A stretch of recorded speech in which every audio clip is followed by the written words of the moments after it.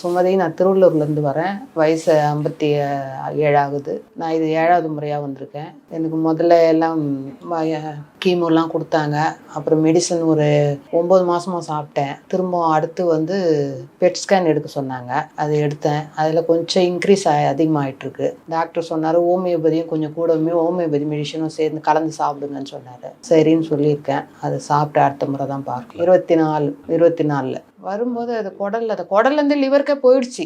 நானே ஒரு 2 வருஷமாக கேர் பண்ணாமல் விட்டேன். அது அதிகமாகிடுச்சு. அது என்னோட தப்பு தான். அது உடனே சொன்னாங்க, ரெக்கமெண்ட் பண்ணாங்க. சரி, அங்கே போய் கீமோ போட்டதுனால எல்லாம் 8 இன்ச்சுக்கு இருந்தது புண்ணு. அது 6 இன்ச்சாக குறைஞ்சிது. ஆப்ரேஷன் பண்ண சொன்னாங்க. நான் ஆப்ரேஷன் பண்ண விருப்பம் இல்லை. நான் அதுக்காக இங்கே வந்தேன், புனர்ஜென் வந்தேன். இங்கே கொடுத்த மெடிஷனால் எனக்கு பழைய திம்பெல்லாம் வந்தது. இப்போ தூக்கம் வந்துச்சு.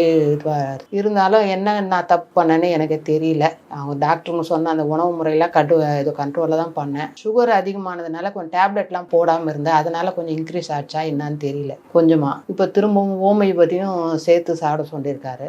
அதை சாப்பிட்டு இந்த எப்பவும் போல் ரெகுலராக இங்கே புனர்ஜெனில் கொடுக்குற மருந்தையும் சாப்பிட சொல்லியிருக்காங்க. அதெல்லாம் பார்த்துட்டு அப்புறமா எப்போ சொல்கிறாலும் திரும்ப ஸ்கேன் பண்ணி பார்த்துட்டு வரணும்.